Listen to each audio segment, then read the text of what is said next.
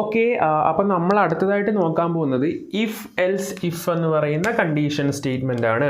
അതായത് ഈ ഒരു പർട്ടിക്കുലർ കണ്ടീഷണൽ സ്റ്റേറ്റ്മെൻറ്റ് എപ്പോഴാണ് നമ്മൾ യൂസ് ചെയ്യണമെന്ന് ചോദിക്കുവാണെങ്കിൽ ഒന്നിലധികം കണ്ടീഷൻസ് ഉള്ള കേസിലാണ് എന്ത് ചെയ്യുക, ഇഫ് എൽസ് ഇഫ് എന്ന് പറയുന്ന കണ്ടീഷണൽ സ്റ്റേറ്റ്മെൻറ്റ് നമ്മൾ യൂസ് ചെയ്യുക.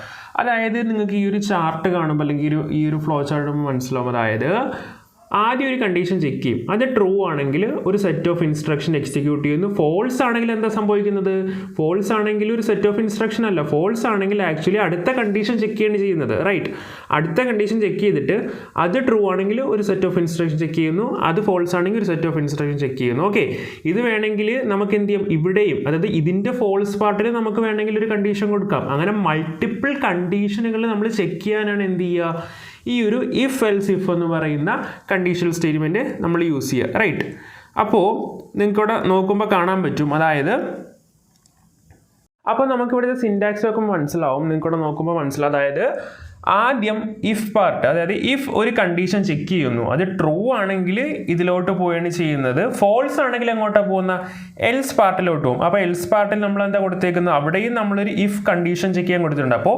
ഇഫ് ബേസിക്കലി കണ്ടീഷൻ ചെക്ക് ചെയ്യാൻ നമുക്കറിയാം. അപ്പോൾ ഫോൾസ് ആകുന്ന എൽസ് പാർട്ടിൽ നമ്മൾ എന്താ കൊടുത്തേക്കുന്നത്, ഒരു കണ്ടീഷൻ ആണല്ലേ കൊടുത്തേക്കുന്നത്. അപ്പോൾ അവിടുത്തെ കണ്ടീഷൻ ട്രൂ ആണെങ്കിൽ ഇത് എക്സിക്യൂട്ട് ചെയ്യും, അല്ല എങ്കിൽ ഇത് എക്സിക്യൂട്ട് ചെയ്യും. വേണമെങ്കിൽ നമുക്ക് ഇവിടെയും വേണമെങ്കിൽ ഒരു ഇഫ് കൊടുക്കാം. അങ്ങനെയാണെങ്കിൽ മൂന്നാമതൊരു കണ്ടീഷൻ വരും, എന്നിട്ട് അത് ട്രൂ ആണെങ്കിൽ ഒരു സെറ്റ് ഓഫ് ഇൻസ്ട്രക്ഷൻ, അത് ഫോൾസ് ആണെങ്കിൽ എൽസ് പാർട്ട് കൊടുക്കുക. അപ്പോൾ എത്രത്തോളം വേണമെങ്കിലും നമുക്ക് കണ്ടീഷൻ അനുസരിച്ചിട്ട് നമ്മൾ പ്രവർത്തിക്കാനാണ് ഈ ഒരു ഇഫ് എൽസ് ഇഫ് എന്ന് പറയുന്ന കണ്ടീഷൻ സ്റ്റേറ്റ്മെന്റ് നമ്മൾ യൂസ് ചെയ്യും. ഇതിനൊരു എക്സാമ്പിൾ ചോദിക്കുവാണെങ്കിൽ ഇപ്പോൾ നമ്മൾ നേരത്തെ പറഞ്ഞിരുന്നു ഒരു പോസിറ്റീവ് നെഗറ്റീവ് എന്ന് പറയുന്നത്, അതായത് ട്രൂ ആണെങ്കിൽ പോസിറ്റീവ് എന്ന് കാണിക്കണം, ഫോൾസ് ആണെങ്കിൽ നെഗറ്റീവ് എന്ന് കാണിക്കണം, അല്ലേ? നമുക്ക് ഇഫ് എൽസ് വെച്ചിട്ട് നമുക്ക് ചെയ്യാൻ പറ്റും. എന്നാൽ അത് 0 ആണെങ്കിൽ 0 എന്നും കൂടി കാണിക്കണം. അങ്ങനെയാണെങ്കിൽ എന്ത് ചെയ്യും, ആ ഒരു സന്ദർഭത്തിലാണ് നമ്മൾ എന്ത് ചെയ്യുക, ഇഫ് എൽസ് ഇഫിൻ്റെ ഇമ്പോർട്ടൻസ്. ഞാൻ ഒരു സാമ്പിൾ എഴുതി കാണിക്കാം. ഇഫ് ഒരു നമ്പറിൻ്റെ അകത്ത്, അതൊരു നമ്പർ എന്ന് പറഞ്ഞിട്ടുണ്ടെങ്കിൽ ഞാനൊരു 0 തന്നെ കൊടുക്കുകയാണ്, ഒരു സാമ്പിൾ. ഓക്കെ, നം which will be greater than 0 ആണെങ്കിൽ എന്ത് ചെയ്യുക, പ്രിൻറ്റ് ചെയ്യുക. എന്ത് പ്രിൻറ്റ് ചെയ്യുക, അത് പോസിറ്റീവ് ആണെന്ന് പ്രിൻറ്റ് ചെയ്യുക. Okay, right. ഇനി എൽസ് എന്ത് ചെയ്യുക, എൽസിൻ്റെ അകത്ത് നമുക്ക് ഒരു കണ്ടീഷൻ കൊടുക്കണം. എൽസ് ഇഫിൻ്റെ അകത്ത് നമ്മെന്ന് പറയുന്നത് ഈക്വൽ ടു 0 ആണെങ്കിൽ എന്ത് ചെയ്യുക, പ്രിൻ്റ് കൊടുക്കുക. എന്ത് പ്രിൻ്റ് ചെയ്യണം, അതെന്ന് പറയുന്നത് 0 ആണ്. ഓക്കെ, ഇനി ഒരു എൽസ് കൊടുക്കാം. കാര്യം എന്താ, ഇപ്പോൾ പോസിറ്റീവ് ആണെങ്കിൽ പോസിറ്റീവ് എന്ന് കാണിക്കും, ഈക്വൽ ടു ആണെങ്കിൽ 0 എന്ന് കാണിക്കും. ഇനി എന്താ നെഗറ്റീവ് ആണെങ്കിലോ എൽസ് പാർട്ടി കൊടുത്താൽ മതി. കാര്യം ഇത് രണ്ടും അല്ലെങ്കിൽ ഓൾറെഡി അത് നെഗറ്റീവ് ആയിരിക്കും. അതുകൊണ്ട് നമ്മൾ ഇനി കണ്ടീഷൻ കൊടുക്കേണ്ട ആവശ്യമില്ല. എൽസ് പാർട്ടിൽ പ്രിൻറ്റ് നമ്മളിവിടെ ക്ലോസ് ചെയ്തില്ല, പ്രിൻറ്റ് എഫ് എന്ത് ചെയ്യുക, അത് നെഗറ്റീവ് ആണെന്ന് നമുക്ക് എഴുതാം. സോ ഇങ്ങനെയാണ് എന്തെന്ന് പറയുന്നത്, ഒരു ഇഫ് എൽസ് ഇഫ് എന്ന് പറയുന്ന കണ്ടീഷണൽ സ്റ്റേറ്റ്മെൻറ്റിൻ്റെ ഒരു വർക്കൗട്ട്. കാര്യം ഒന്നിലധികം കണ്ടീഷൻ ഉണ്ടെങ്കിൽ ചെക്ക് ചെയ്യാനാണ് ഈ ഒരു ഇഫ് എൽസ് ഇഫ് എന്ന് പറയുന്ന കണ്ടീഷണൽ സ്റ്റേറ്റ്മെൻറ്റ് നമ്മൾ യൂസ് ചെയ്യുക. നമുക്ക് ഇതിൻ്റെ ഒരു പ്രാക്ടിക്കൽ സെക്ഷനും കൂടി കഴിയുമ്പോൾ ഒരു 2 പ്രോബ്ലം കൂടി ചെയ്യുമ്പോൾ കൺസെപ്റ്റ് വളരെ കൃത്യമായിട്ട് പതിയുന്നതായിരിക്കും.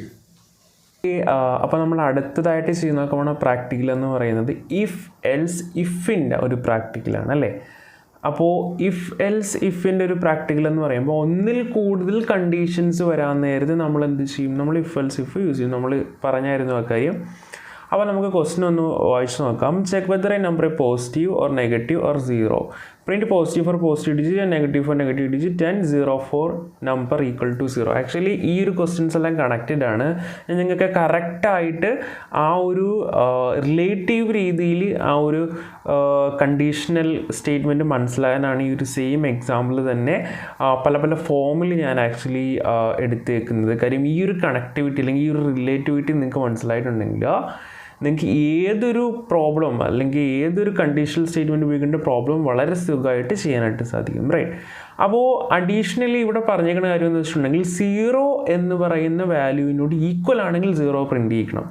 0-നെക്കാട്ടും ഗ്രേറ്റർ ആണെങ്കിൽ പോസിറ്റീവ്, 0-നോട് ഈക്വൽ ആണെങ്കിൽ 0, ആൻഡ് ഇത് രണ്ടും അല്ല എങ്കിൽ 0-നെക്കാട്ടും ചെറുതാണെങ്കിൽ എന്ത് ചെയ്യുക, നെഗറ്റീവ് പ്രിൻറ്റ് ചെയ്യുക. റൈറ്റ്, അപ്പോൾ ഇതാണ് നമുക്ക് ചെയ്യാനുള്ള കാര്യമെന്ന് വെച്ചാൽ ബേസിക്കലി ഇതിൻ്റെ അത് 2 കണ്ടീഷൻസ് വരും. നമുക്ക് പ്രോഗ്രാം ചെയ്യാം, എന്നിട്ട് നമുക്ക് പറയാം. ഓക്കെ, അപ്പോൾ ഞാൻ ആക്ച്വലി നമ്മുടെ സി പ്രോഗ്രാമിൻ്റെ സ്ട്രക്ചർ ആക്ച്വലി എഴുതുവാണ്. #include stdio.h and void main. എന്നിട്ട് ഞാൻ എന്ത് ചെയ്യുന്നു, ഒരു void main എന്നിട്ട് ഞാൻ ആക്ച്വലി ഒരു ഇൻറ്റീജർ ഡിക്ലെയർ ചെയ്യുന്നു. നമ്മൾ നേരത്തെ കണ്ട പോലെ തന്നെ r എന്ന് പറഞ്ഞത് ഡിക്ലെയർ ചെയ്തു. എന്നിട്ട് ഞാൻ എന്ത് ചെയ്യുന്നു വെച്ചിട്ടുണ്ടെങ്കിലോ, ആദ്യം ഒരു കണ്ടീഷൻ കൊടുത്തു. ഇഫ് നം എന്ന് പറയുന്നത് >0 ആണോ, ആണെങ്കിൽ എന്ത് ചെയ്യണം, പ്രിൻറ്റ് പോസിറ്റീവ് അല്ലേ, പോസിറ്റീവ് എന്ന് പ്രിൻ്റ് ചെയ്യണം അല്ലേ.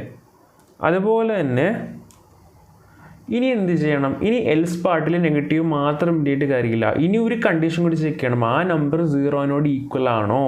അപ്പോൾ ഒന്നിലധികം കണ്ടീഷൻസ് നമ്മൾ ചെക്ക് ചെയ്യും. അപ്പോൾ അതെങ്ങനെ ചെക്ക് ചെയ്യണം, എൽസ് കഴിഞ്ഞിട്ട് ഇഫ് എന്ത് ചെയ്യുന്നു, നമ്പർ ഈക്വൽ ടു 0 ആണെങ്കിൽ എന്ത് ചെയ്യണം, പ്രിൻ്റ് ഓഫ് 0 എന്ന് പ്രിൻ്റ് ചെയ്യണം അല്ലേ, 0 എന്ന് പ്രിൻ്റ് ചെയ്യണം. ഓക്കെ, ആൻഡ് ഇനി എന്ത് ചെയ്യണം, അപ്പോൾ പോസിറ്റീവ് അല്ല 0 അല്ല എങ്കിൽ ഉറപ്പായിട്ട് ഇത് നെഗറ്റീവ് ആയിരിക്കും. ഇനി നമുക്ക് ഇഫ് കണ്ടീഷൻ ചെക്ക് ചെയ്യേണ്ട കാര്യം, ഇത് രണ്ടും അല്ല എങ്കിൽ മറ്റ് നെഗറ്റീവ് ആയിരിക്കും നമുക്കറിയാം, ആ ഒരു കണ്ടീഷൻ എക്സിക്യൂട്ട് ചെയ്യാനുള്ളൂ. സോ നമുക്ക് എൽസ് പാർട്ടിൽ എന്ത് ചെയ്യാം, പ്രിൻറ്റ്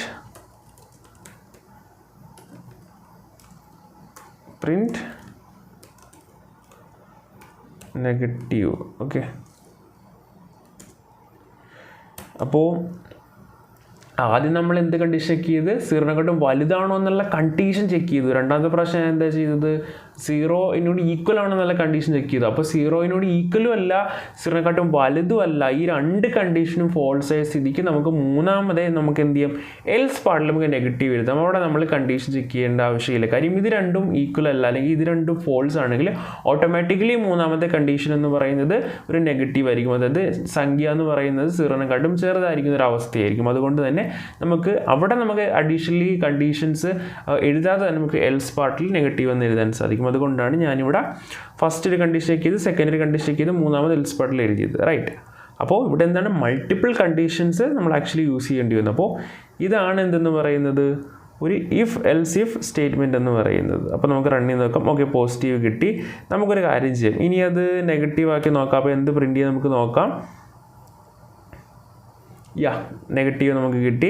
ഇനി നമുക്കിത് 0 ആക്കി നോക്കാം. ഓക്കെ, 0 ആക്കി നോക്കാം, നമുക്ക് എന്ത് കിട്ടും നോക്കാം. 0. അപ്പോൾ ഇത്രേ ഉള്ളൂ ഈ ഒരു പ്രോഗ്രാം എന്ന് പറയുന്നത്. അപ്പോൾ നിങ്ങൾക്ക് എല്ലാവർക്കും മനസ്സിലായെന്ന് വിശ്വസിക്കുന്നു. അതിനെപ്പറ്റി എന്തെങ്കിലും ഡൗട്ടുകൾ വരുവാണെങ്കിൽ നമ്മുടെ ഗ്രൂപ്പിൽ ചോദിക്കാം. Thank you.